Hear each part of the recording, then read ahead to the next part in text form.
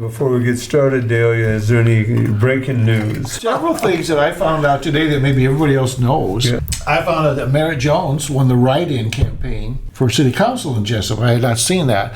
I saw where James Mastler is the mayor. Were you surprised by the percentage he got? See, I couldn't find the percentages. Okay. Yeah, it was really 65 to 35 or something. Yeah, there was a big break. And the thing is that you never heard anything about discontent that I know of, but there must have been something out there where people just wanted to change, or James has a lot of friends that thought he would be a good mayor, which is the way it's done and that sort of thing. So I don't know, but Mayor Jones says it's a 4-year term. Okay. And then I called Margie up at school today, and there was over 1,000 at the school musical, which would be almost. I think there's 505 seats, so that would be virtually a sellout for both nights. And I bet from the years I've spent up there watching plays, that has to be a record, don't you think? Oh, yeah. It has to be a record for the number of people. Because even when they did Fiddler on the Roof years ago, and they had a huge cast with people from the community and everything involved with it, know that we had 1,000 people, we may have, but I thought that was really good. And the kid, did you had Saturday? I went Saturday night. I thought they did a nice job. And for the kids to learn all the technical stuff, I have relatives that are involved in plays, and they talk about Tech Week. Yeah. Where you come in and do all the technical stuff. You stand here, this light comes on, this mic goes off, this sort of thing. Very difficult. I mean, it's a tough week. And so I thought the kids did a nice job for running all that. Yeah. Great. So if you went outside today and went down to the east, you'd find a lot of cars on the street. You know why? The new bar. It's called Cougar's Den. It's open this is their first night. Is that how you pronounce that? I'm assuming that makes sense to me. Cougar's Den, and they're gonna have a kitchen like 11 to 2, and then 4 to 9, full kitchen, and then after 9 they have a smaller menu available, I guess. And I'm assuming there might be a smaller menu available between 2 and 4, but I don't know. Right. But they didn't mention that. But I'm assuming it's Cougar's Den, because that would make sense to me. Right. Okay, right. Cougar's Den. All right. And then, who's playing in the Field of Dreams game next August? Nick, you're the baseball man. Just hot out. 4 o'clock this afternoon. Philadelphia Phillies and the Minnesota Twins. Oh, really? Be playing the Field of Dreams game. Got to get the Midwest team. I think it's important to have a Midwest team to do that. And so I called down to City Hall also, and they say that the Winter Fest is going to be November 29th. Hey, it's coming up. It's coming up really quick. And I thought it was that first week in December, but it's November 29th. So we will have to have a post-show meeting here. Just to see what we're doing. Huh? Yes. Okay. Yes. So that's from 4 to 6. I said, is that 4 to midnight? And Coley repeated that. Well, Michael in the back, he goes, ah! So he almost fainted, and so it got him. So, all right, so that's the opening of the big news that I have. See, that just hot off the press. Except we don't have presses anymore. So, all right. Can I go home now? No. But I thought it was great. 1,000 people came to that play, and I was sure they'd have a good turnout. But that was really, really something. Well, I really enjoyed it. I loved seeing Blake's brothers in there, and I saw Blake's face on the World Wide Web. He must have went on Friday. I didn't see on Saturday. Yeah, I saw he was there Friday night. Yeah. So, You guys don't talk to each other in public? Sure, I tussle his hair and say hi, son. And but Allison Brown has been on our show. The lead mermaid part, and I just does a wonderful job. And I thought the acting. I don't know if you noticed or not, but when she loses her voice, she's on the beach, and the prince grabs her and starts walking away with her. Right. And she looks at her friends and got this big smile on her face and pointing at this is the guy. I thought that was really very well done. No lines or anything, but it I'm sure the director was really happy that she nailed that way. So.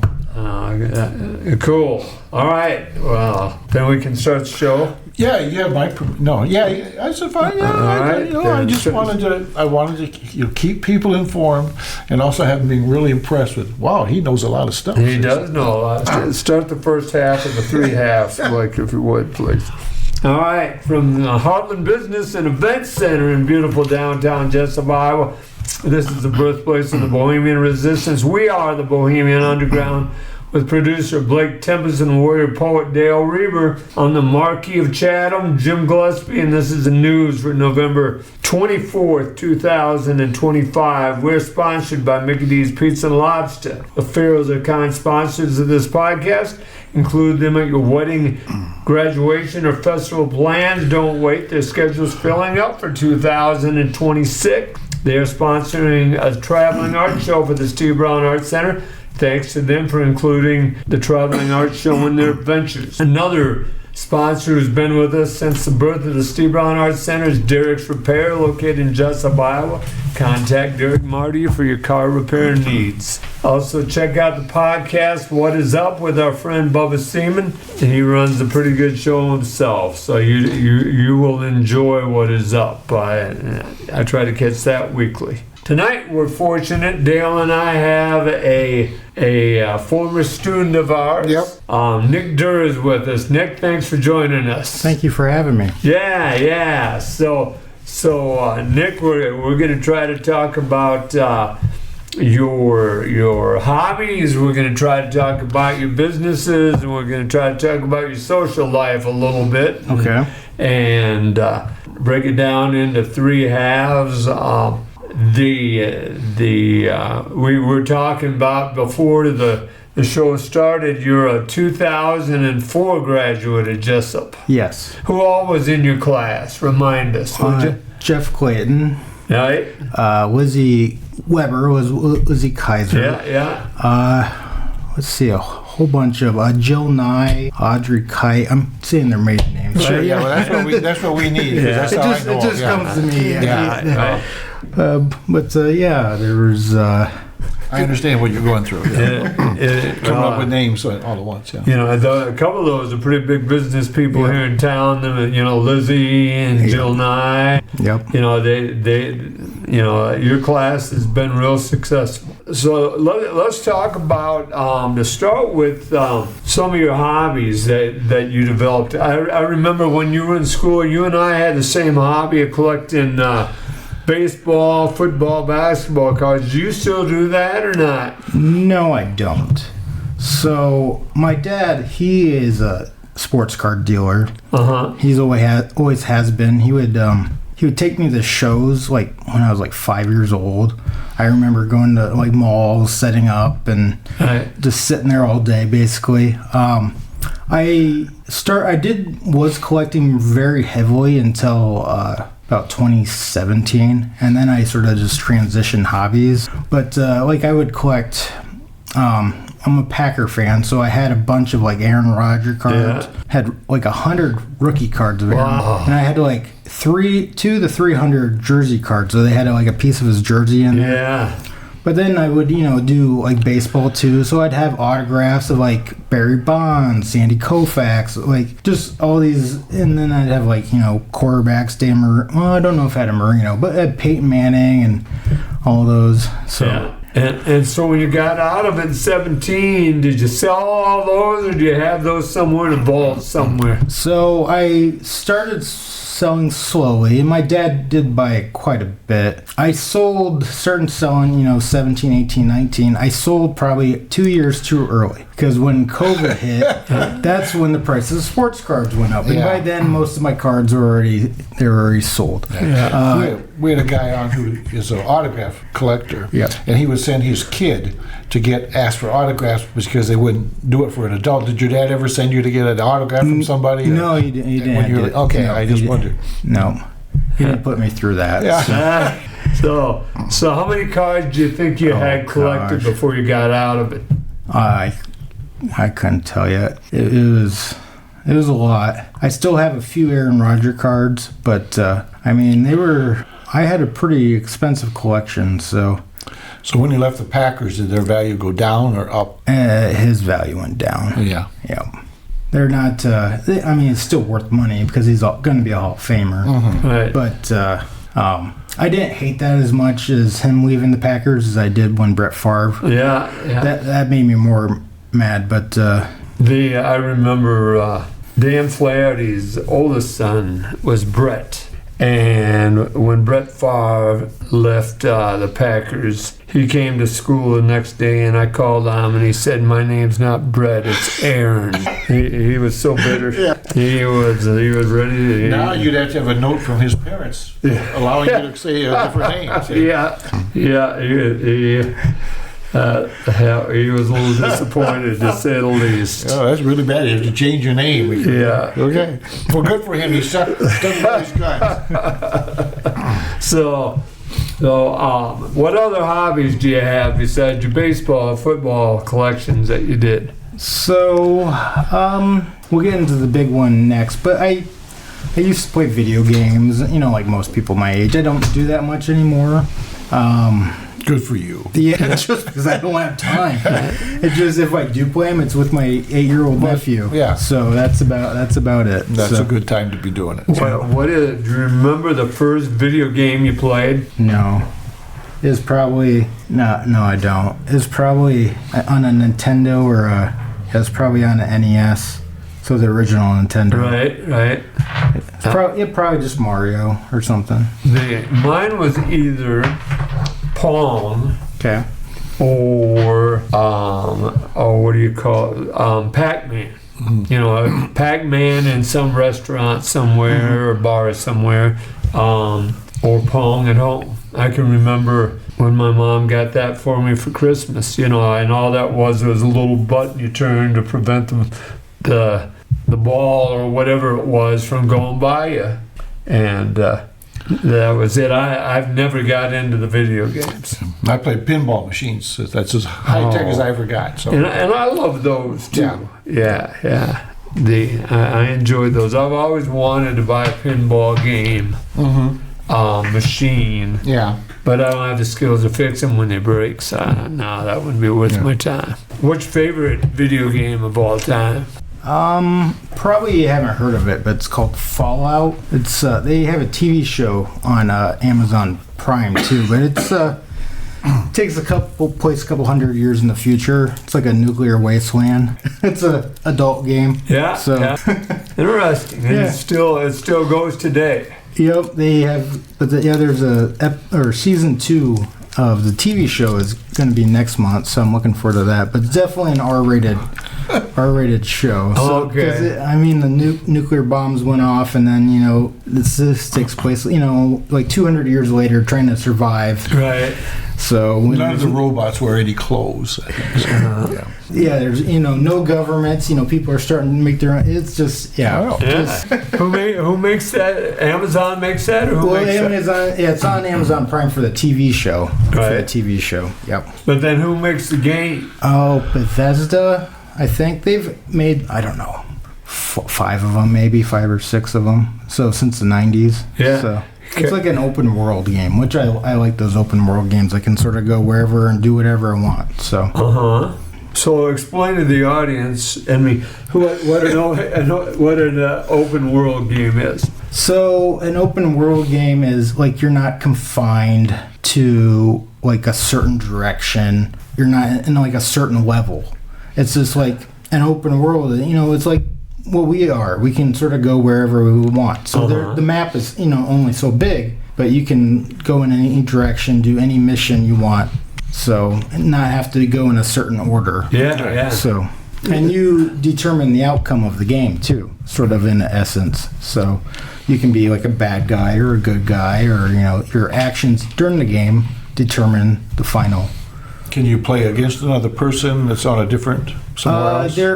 I think there is an online version. I never played that, but now I see Netflix that has added games. Do I need like a game board to play those games? I haven't even explored them. I haven't had Netflix in many years, so I'm not sure. Good for you. Blake, help us. Do you need a game board to play those games on Netflix? I don't think so. I think it's just your remote. I'm not too sure either. I don't look at it, but I like that. I might have to try that. And I need another addiction real bad. You're too old. Okay. All right. Well, and this will take us into the next segment. But what are your top 5 games of all times? Oh, my top 5 games. There's a challenge for you. While you think about that, I'll give you my top 5 games. Okay. For the games, they are number 5, Monopoly. Yeah, it's off the non-electricity. Number 4, I enjoy and I'm trying to think of it. It's called Cathedral. It's a chess game. It's pretty cool, actually. Cathedral is the name of it. You can buy that for your grandkids. That'd be a great Christmas gift for your grandkids. Cathedral. Yeah. I'll write that down. Number 3, Minesweeper. Number 2, probably Pac-Man, and number 1, Pong. Okay, I'm sure you've got better than that the audience would know, Nick. What do you got? Well, Minesweeper and Monopoly, where I was sort of thinking those two. I haven't played Minesweeper in many years, but I would play it when I used to work, when I was 20 or something. I worked at the Adams Family Furniture in Independence, and I would just, no one would be in there for a while, and I'd just be on the computer just playing Minesweeper. Right. Right. There I like you go. the strategy, Yeah. games. But I don't, not in particular order, but I would, Super Mario World on Super Nintendo, probably very memorable. And then Rummy. I like playing Rummy with friends and stuff. Yeah, I love that. I don't do too many games, but Rummy, I don't know too many games. With Rummy, I do like Rummy. Uh-huh. And then, Fallout, I'd probably say Fallout New Vegas. And then, let's see, that's probably, I like playing the Lego video games with my nephew and stuff. There's Lego video games. Yes, there's Lego video. There's like Lego Marvel or Lego Batman or Lego Jurassic Dinosaurs or. Dale, you've got grandkids. Did you know this? Yes, I did. Yep. I'm impressed. I play with Joy's little boy. Yeah. He's not little anymore, but he's bigger than I am. But he's been on the show. He beats the socks off me in all those games. Mario racing the race cars, the race tracks, and all those kind of things. And fishing, even there's a fishing game. He beats me. It's just I don't do very well with those things. So. Okay. All right. And 2 more. I think you get 2 more. I'll say Monopoly. I'll steal yours. Okay. I haven't played it in a long time just because it takes 2. Yeah, it's a long game. It takes a very long time. Yeah. It's a Christmas Eve or a Christmas Day or night game is what it is. You gotta have a long time. And I guess one other is I used to play with my grandpa a lot. Just Yahtzee. Yahtzee. Yahtzee. Yeah. My grandpa would play. He would play by himself. Oh really? He just he'd play by himself and just every day. So. Oh, that's interesting. How do you play Yahtzee by yourself? Well, you just go once and then you go again, and you just go. Sort of. You do it in the proper order of the Yahtzee, but you're just playing against yourself just to get the best score you can. So interesting. You always win. Yeah, you will always win, but sometimes you don't have a much higher score. Or, right. Yeah. The games thing, and we will get to the top 5 toys of all times in the next segment. But let's take a break here. We'll be right back. This is the Steve Brown Arts Center Podcast Network, and we'll be right back. This is Steve Brown Arts Center Podcast Network. We're here with Nick Derr tonight. He was telling us about his hobbies, and he's let his hobbies take him into businesses as well. But he amazes me. He's jumped into multi-businesses. Nick, tell us all the businesses that you have. Well, I officially now have 2 businesses. So I have, and I'll get a little later, how I started them. But the first one I have is Uncle Nick's Toy Venture. So I buy and sell toys and collectibles because that's my main hobby is collecting toys, basically mainly action figures. But so I buy people's collections or whatever, and then I sell on eBay. I do have my own website, but it pretty much just directs you to eBay. So that's that's where most people buy their stuff. So yeah. So Uncle Nick's. Say that again. Uncle Nick's. Because I'm Uncle Nick. Right. Toy Venture. Toy Venture. Yeah. So that's Uncle Nick's ToyVenture.com. It is nickstoyventure.com. nickstoyventure.com is how the audience gets to it. However, if you still type in Uncle Nick's Toy Venture, it'll still take you there. All right. Okay, good. So how many toys do you think you have in your collection to sell right now? I try to keep my collection separate from what I'm selling. So like right now on eBay I have about 120 listings. So that's about where I've been the last few months, between 120 140. And then I have quite a few stuff I still need to go through. A lot of it's like cheaper stuff that I might make. I'm thinking about making like a Facebook store or something that I could do like pick up just for the $5-10 figures that aren't worth it on eBay. And then my dad and I we also have a booth at the Antique Mall in Dyersville. Yeah. I've had that for maybe 7-8 years.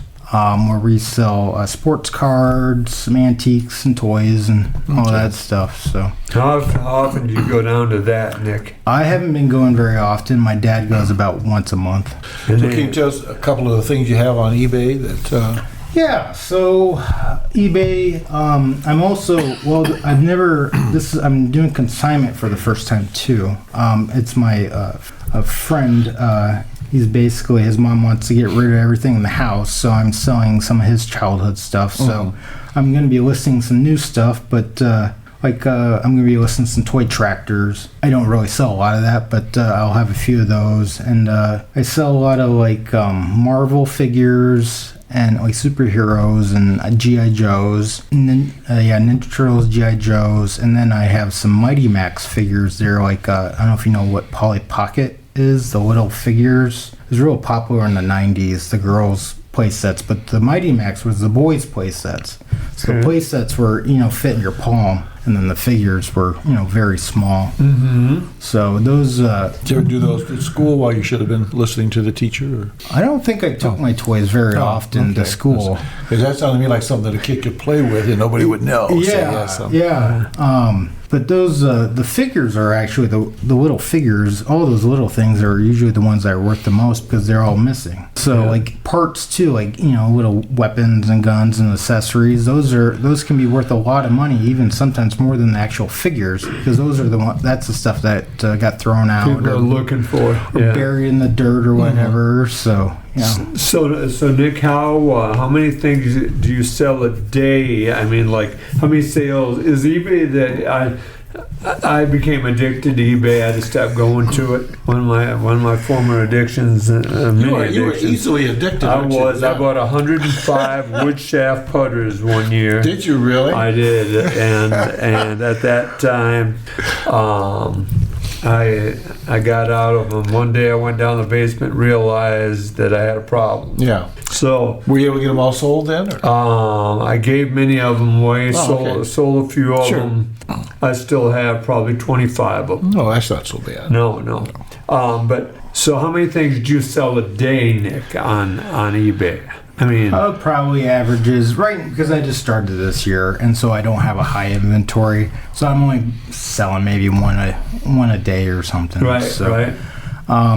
I'm trying to get into the more expensive stuff. So today I sold an item, like a $50 item. So it's slowly building. So are auctions a good source of? Do you go to auctions or online auctions? I do buy some stuff on online auction. Everything I sell as a buy now. What's that mean? You can just buy it now. You don't have to bid against other. You don't have to bid against other people. Okay. I just wondered for your own inventory if you go to auctions or on Independence or anything. Not really. Okay. I do buy stuff on eBay off online auctions because usually online auctions I can tend to get stuff a little cheaper. Right. And so I'll buy big lots too, and then I'll piece them out.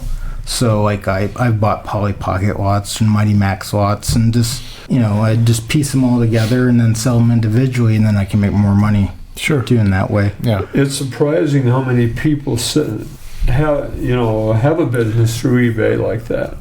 That's pretty cool. So here's the next top 5. What are the top 5 toys of all time, Dale? This goes to you as well. I will bloviate and give mine first All right, and that let you would be guys a great. chance Okay. to think a little bit. Number 5, a 1980s game, Mattel Classic Football. You plugged it in and the game vibrated and the Yeah. figures moved. A friend of mine had one of those. Yeah. Oh, I love that game. A friend of mine had the hockey version too. I think his was from the 50s, though. Oh, is Because we played it when we were real young, so Wow. this was quite a bit older. Okay. But the Mattel Classic Football, mine was from the 80s. Okay.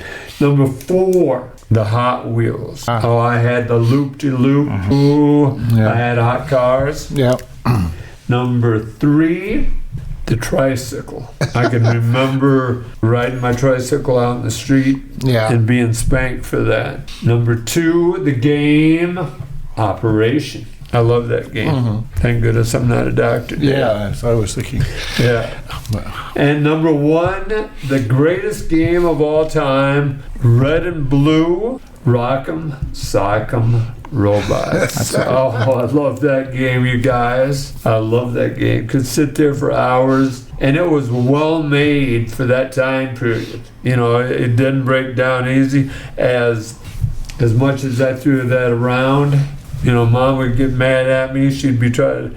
Her dad would be trying to sleep or something, and I'd be playing it in my room. Yeah. They'd take it and put it away on me. I'd find it again, play it again. So, number 1, Rock'em Sock'em Robots. Who's ready to go here? Well, when I was growing up, cap guns. Oh, sure. Yeah, cowboys and Indians, that Yeah. sort of thing. We Yeah. played that a lot, and so everybody had cap guns, and you would have fast draw contests and this sort of thing.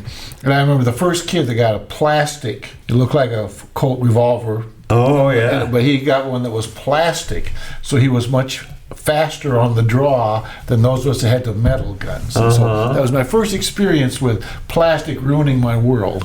So, and then I had Tinker toys that I enjoyed messing with. Oh, yeah, yeah. And these are two that a friend of mine had, but I would, you know how you would, if you had a friend and he had certain toys, you would go visit him a lot and suggest that that's what you ought to be doing. Yeah. But yeah. he had Lincoln Logs, which we could mess with. Oh, good and then he one. had an erector set. Did you ever see those? They were the metal. You had to kind of screw them together. You could make like a skeleton of skyscrapers or whatever, Right. different figures. And so he had one of those also. He had the nicest toys. He did. Yeah. And then I would have to say, like, wiffle balls or plastic golf balls. yeah. We played with that a lot. We had wiffle ball games going all the time. And so I think the wiffle ball, the plastic ball with the holes in it, you could make it curve or go up and down, this sort of thing.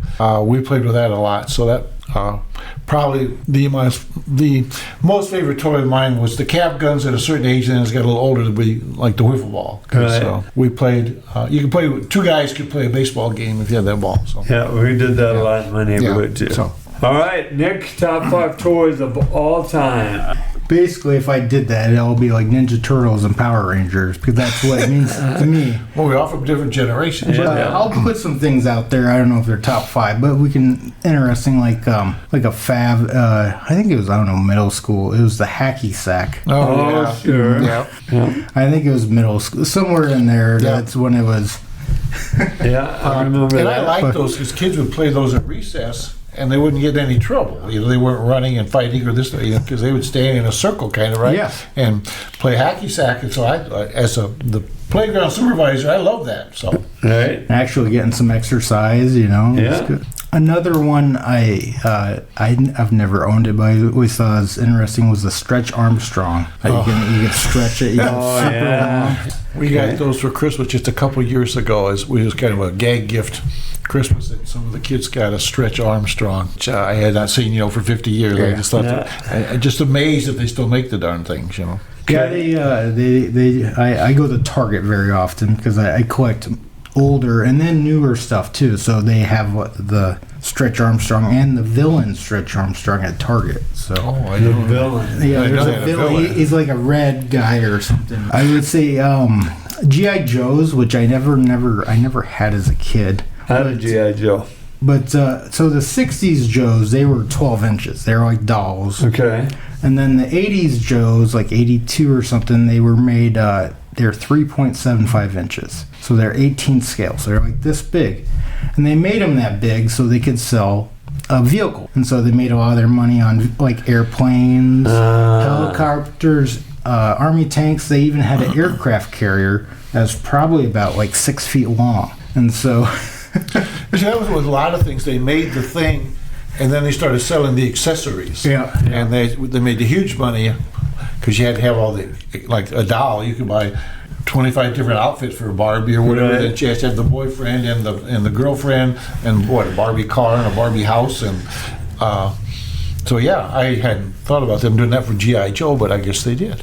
Okay. Yeah. Okay. So do you sell those in your tour? I do sell GI Joes, and I actually went to this last weekend. I went to a GI Joe convention in Des Moines. But yeah, what kind of crowd was there? All guys my age. Yeah.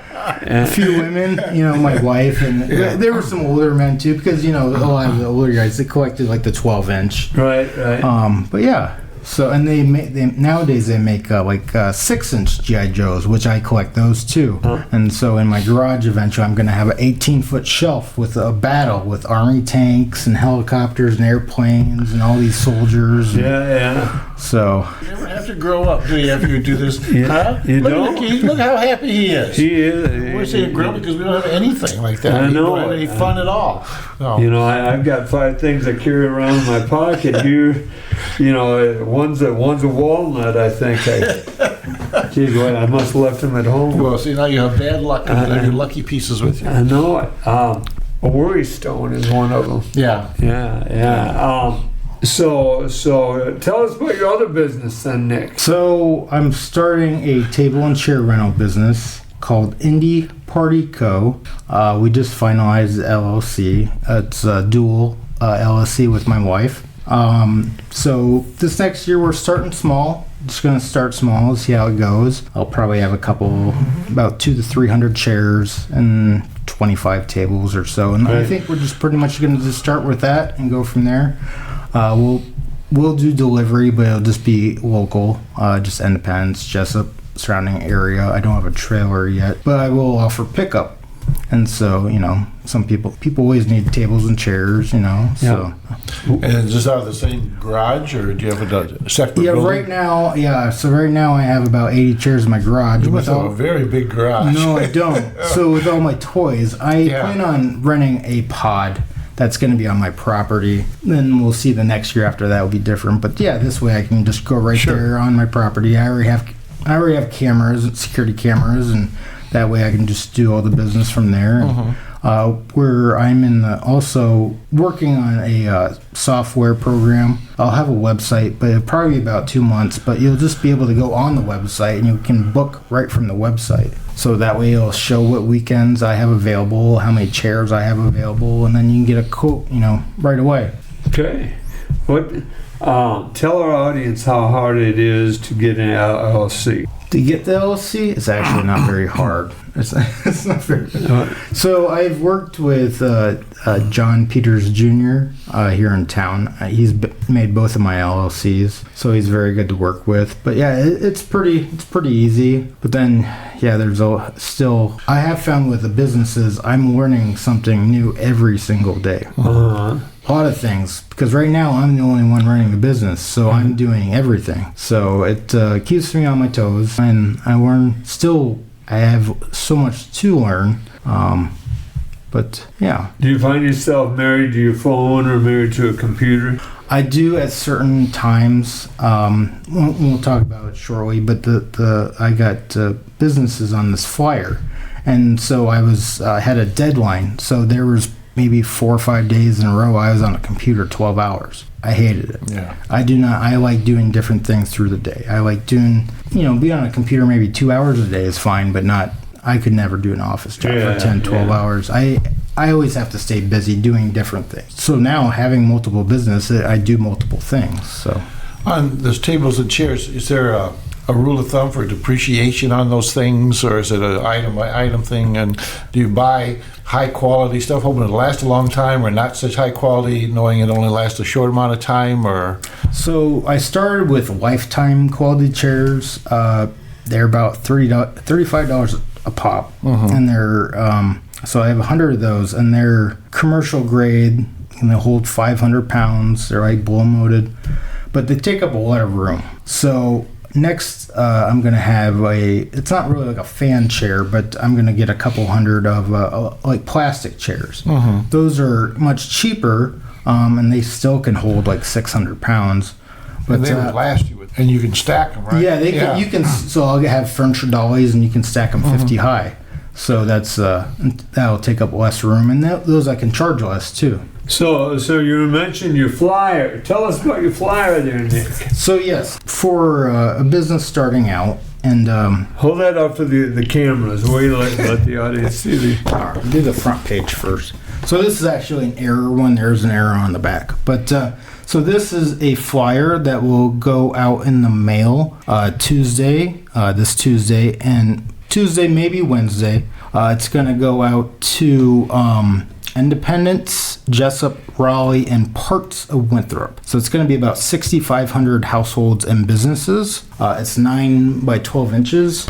So I went around to Independence, basically, went around to all these businesses and was selling like an ad spot. So I got 3 different sizes. I got large, most of them are medium, and there's a couple of smalls. And so I went around, and on the first day I got 5 businesses just like that. Oh. They all knew me. Yeah. So that was easy. Yeah. That helps. Yeah. After that, it was difficult because a lot of people, they don't know me. Because pretty much my whole life, I just stay inside a lot, or I don't go, do a lot of community things, and I'm not out there, talk. I'm just not out there. So a lot of people didn't know me. So it was hard to get the rest of the businesses. So I'm hoping next time, it should be easier going forward because I have a proven record here and proven product. Yeah, this is just another way to do advertising. Because I believe in this day and age that you need to advertise all spectrums, mail, social media, whatever.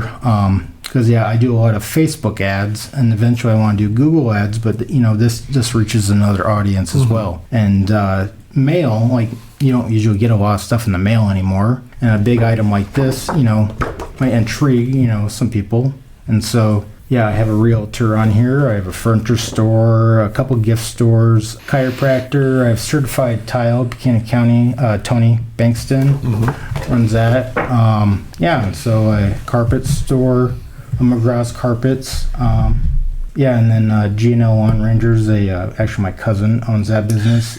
Does Yep, that's what you got to do, man. Yep. So I've got all the different ones. So I did find the easiest spots to get are a realtor and insurance because there's so many of them. Sure. So I actually had to turn down a realtor because it'd be a conflict of interest to have 2 realtors on there. So like gift stores, I'll have a couple different ones, but other than that, you're one carpet store, you're only a carpet store. So.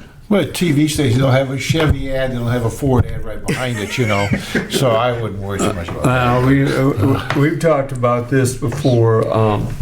There was an ad, or there was an airplane crash story in the Waterloo Courier. And right underneath of that story of that airplane crash was an ad for Trans World Airlines. And thinking that's probably a mistake on everybody's part there. Well, I've mentioned this on the air before too, but we're insurance companies trying to sell insurance on television about what a great company they have, and then right after that you have a lawyer advertisement about how you got to sue those insurance companies to get paid, and so they come one after the other. So, it's like the political ads too. One bashes one in the next commercial. Exactly. Exactly. This is Steve Brown Arts Center Podcast Network. We'll be right back.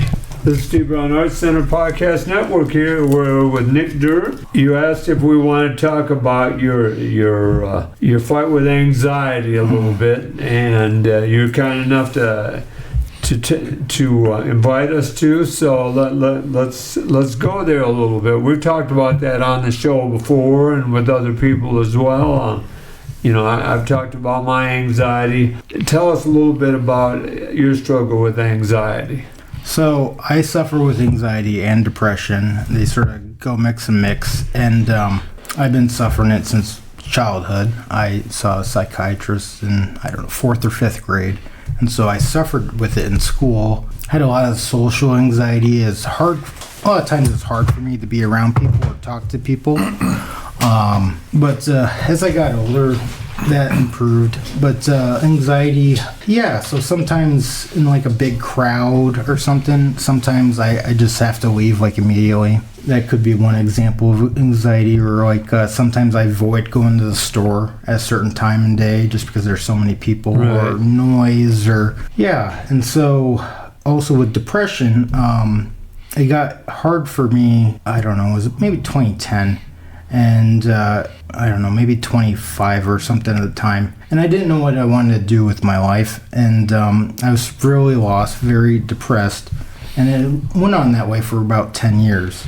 And so it was about the same thing every day. I didn't leave the house much, wasn't very active socially, and when I did go out, it was, I'd usually I didn't want to talk to many people or be grumpy or something. And then eventually I started going to this group that was recommended to me by my psychiatrist. It's in Cedar Rapids. It's a group for people with anxiety and depression, and it was sort of like a class thing, and they had nurses, and they would sort of like teach you new things, and like mindfulness, for example. What is mindfulness for the audience? So mindfulness is being aware in the moment, aware of what's going on, which it's quite hard actually. Especially nowadays, everything is so fast, it seems like, or life is going so fast, and you're either focused on things that are going to happen, or you focus on moments behind you, and you're not being aware or concentrating on the moment that you're in. And then we talked about like different personalities you are, if you're like a pacifist or a narcissist. Maybe not quite that, but like if you're assertive, they're teaching you how to be assertive. If you're not like, if you always, you don't like talking to people, and it's hard for you people that are always like yes people, because they don't want to have conflict. And so you sort of learn how to, put your word out there without not being aggressive, but you're being assertive. And so I learned some of that. Yeah, I went there once for about 3 months, and then I was doing very, very well. I started going to thinking about working again, and still didn't know what I wanted to do. People always ask me that, what I want to do with my life. We're still struggling with that. It's still a struggle. Yeah. And then and so I went to vocational rehab, and they were trying to figure something out, and it took a while. But I just started, I had a hobby of toys, and I buying and selling. It's not always, it wasn't the thing I necessarily wanted to do, but it is something I know I could at least do at, and it might not be something I'll do forever, but at least get me, started for now, and maybe grow into something bigger, different, completely different, but it's just at least a start for me to get going out there. And and then I went to this group therapy again, and I met my wife there. Is she local, or is she from Cedar Rapids? She's from Cedar Rapids, yes. Okay. And she's a little younger too. She's about 8 years younger. But it went. That's the one thing we excel at. It's communication. Because with depression, I've always been I'm a completely honest person, and it's hard times when people lie to you, or they're not completely truthful, or they're aggressive with stuff that doesn't completely work with me. So like I've always put people around me, all my friends, family, we're honest, and so communication is that's the one thing we excel at. It's communication. So if we have a problem or something, we just end up talking about it right then and there. So we don't let it drag on. So how long have you been married? September. But you're a newlywed. Congratulations. Right. You're a newlywed. Yes, September. Not very long. So I always feel bad when I hear stories about kids who are bullied in school, and then the parents say, we talked to the school, they didn't do anything. Did you find Did you have Did you find the school people helpful at all when you were growing up, or did they understand what you were doing or not? Not real, because I've always been big, and so of course I got picked on. And PE was really hard too. That's one class I would get picked on a lot. Teacher he didn't do anything about it. Yeah, it was. I mean, sometimes you would bring it up to the teachers, but sometimes it just a lot of times the teachers weren't around, like in the hallway or something. It just happens. So yeah.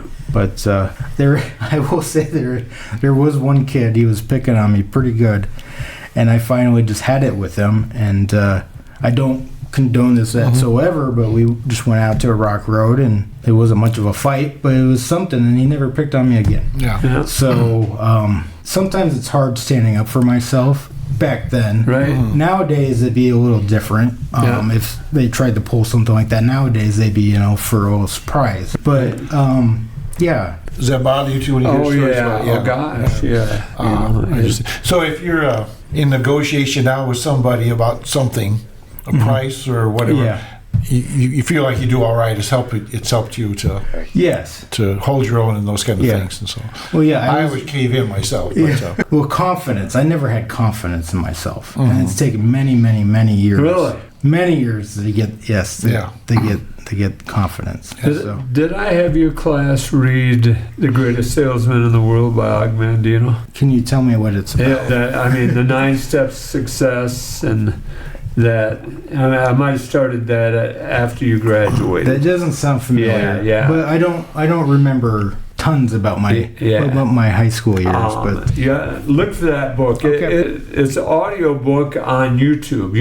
It's free on YouTube. Okay. So, The Greatest Salesman in the World by Og Mandino, and it's great lessons book, great story, and plus it's a great salesman book. You would enjoy it for your business as well. Tell our audience how you deal with your anxiety. What's some dealing methods you use? So one is medication.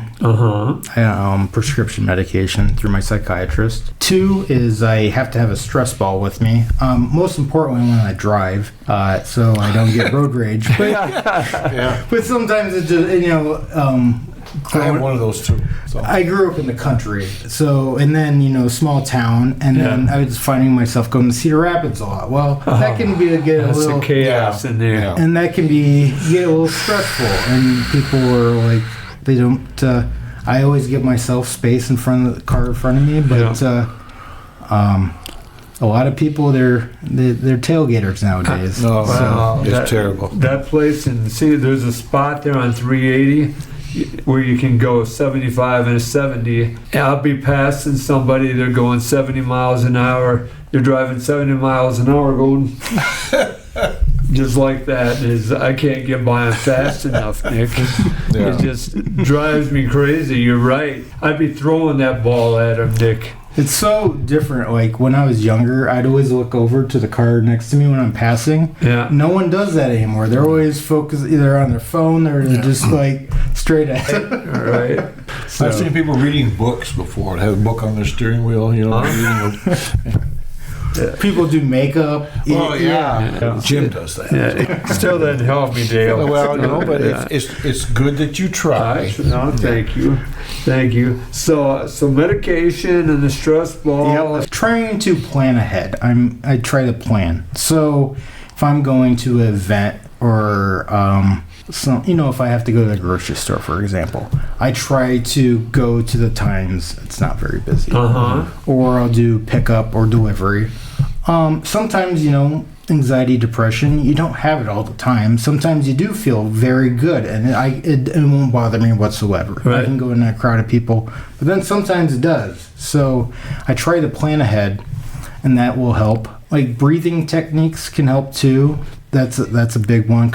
So if your heart's really beating, which it does when you have anxiety usually, you just try to slow your breath down and concentrate on the breathing. So don't concentrate on any noise around you. Just concentrate on the breathing. So take deep breaths. You can, exhale, through your nose or inhale through your nose, and you just concentrate, do slow breathing. That'll calm you down. Right. Those are a few of the techniques, and then there's a certain medication I can take for anxiety. So I'm on medication all the time, but there's one I can take. So I took it for this. I don't take it very often, but it just sometimes my heart gets racing, and when it gets racing, it's hard for me to concentrate in the moment, and then I just I want to leave right away, or I just don't want to do it, or whatever. So when my mind's more clear, it's easier to do things. So I used to love to fly. I mean, I used to, the farther the better, and one of the last long flights, the airplane went from about this big to this big, and I went a lot of years and didn't fly, and there was an event out in California, and I went to the doctor and said, I got to go to this. Oh, we'll give you a pill. And I thought, nah, I'm sure you will, but it's not going to work. Yeah. No, it'll work. And it was amazing. I got on the plane and enjoyed the flight. It was fine. So I'm sure it's the same thing. Yeah. I mean, just that little tiny. Don't have to take it all the time. Just when I get on the airplane, or when you do something like this, that's a little off your schedule. Yeah. So what was the turning point that you went from a big battle to you saw your way out? Yeah. What happened, do you think, Nick? I just started to believe more in myself, and I was always worried what other people thought and all that, and I think age helped that too. Getting older, I can't concentrate what others think. I gotta concentrate on myself. Yeah. And so, I only have so much energy in a day. That depression really robs that. So I only have so much energy in a day is how I see it. So I have to focus my energy on me or things, that are important in my life. So, I don't watch the news. I do watch very little TV, just because I can't getting all news is a lot of negative stuff nowadays, and that can bring me down while I'm putting my energy towards that. Yeah. So if I just try to, and a lot of things nowadays, I can't control, world peace, and so why, or war or whatever. Why am I focusing all my time and energy thinking about it when I can bring it back to myself? And same way with celebrities and all this stuff, I don't care less nowadays. I just need to concentrate on what I'm doing and what I can control. Yep. And so I think you're on a very wise path. Yeah. More people need to do that, I think. Yeah. This is good too, talking about it too, because 20 years ago, if I would have talked about depression, anxiety, you'd get laughed at, or you'd say, there's something wrong with you, or not everybody suffers from this, but everybody has moments in their life. Oh, sure. Yeah. And we need to be more aware of that as a society too, and how to adapt to it and learn to improve. Well, Dale and I were talking last week a little bit on the show about how we've gotten older, our skin's got a little thinner, and we tear up a little bit easier. Yeah. It is. I think it. There are certain times in your life as well that you go through that as well. I would agree with you. And thank goodness in the last 10, 15 years, people have realized, mental health is like physical health. It's important for you. Mm-hmm. I was reading something that there's a third type of health, and I don't know if you guys ever heard of this. It's called social health. Oh, yes. Yeah, I learned about it when I was classes. Yep. It's the aspect of overall well-being related to your ability to form and maintain positive relationships and interact effectively with others is what it is. There's ways. I've worked real hard in the last since I've been involved with the Art Center, especially Kara Masteller, Kara Bednow is her name. She said, "Gee, you got to tell the story. You got to tell the story of Brown. You know, you got to tell it." You know, I was in front of 120 kids a day, but the key was I was in front of 120 kids a day. Yeah. And all of a sudden now I was in front of adults. And finally, the last year or so, and I think part of it is we do the podcast together, transferred my ability to communicate with students to communicate with everyone. And I don't know if you went through that, Dale, as a teacher. Did you struggle to, you would communicate with kids and then get in front of your peers or get in front of adults? Yeah. Well, if I was in front of what I hated was I'm working with the kids and there's another adult in the room.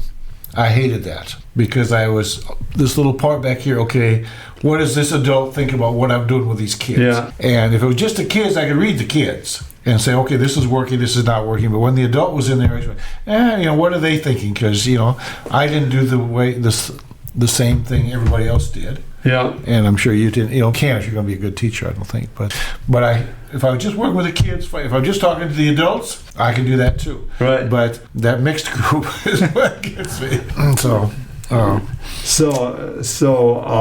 Nick, it's been a pleasure to have you on. I'm so glad you came. Oh my God, it's good to see you. And give everybody your contact information again, please, so they have it. Okay, so you can contact me via my website, which is nickstoyventure.com. I'm also on Facebook and Instagram at Nick's Toy Venture. And then, yes, my party rental is Indie Party Co. So I don't have a website yet. It'll be a couple months, but there will be a Facebook page. And they'll get the flyer pretty soon. Yes, and you will get the flyer this Tuesday and Wednesday, hopefully, as long as the mail delivers when you're supposed to. Yeah. But it's very colorful, and the ads stand out, and so I think people will take a look at it. So yeah, thank you. So I'm hoping I can maybe continue this in the future, and then I'll do other towns too. Well, sure. Well, go where your relatives are. That always works. If you'd like to donate to the Steve Brown Arts Center or have an idea for an event, go to the Steve Brown Arts Center.org and follow the link, or go to our Facebook page. If you have news or would like to sponsor us, email us at jim@stevebrownartscenter.org or call 319-290-0241 and leave a message, or go to Blake Tempus or Dale Rueber and tell them about a story ideas, and they'll help you. I'm Jim Gillespie, and thanks to Nick Derr for coming in tonight. I'm with co-host Dale Rueber and producer Blake Tempus. Our thanks, as always, to Kelly C. Haas and Heartland Business and Event Center for hosting us and sponsoring us. Thanks to the audience for bringing these stray dogs into your life, and remember, each day is about little victories.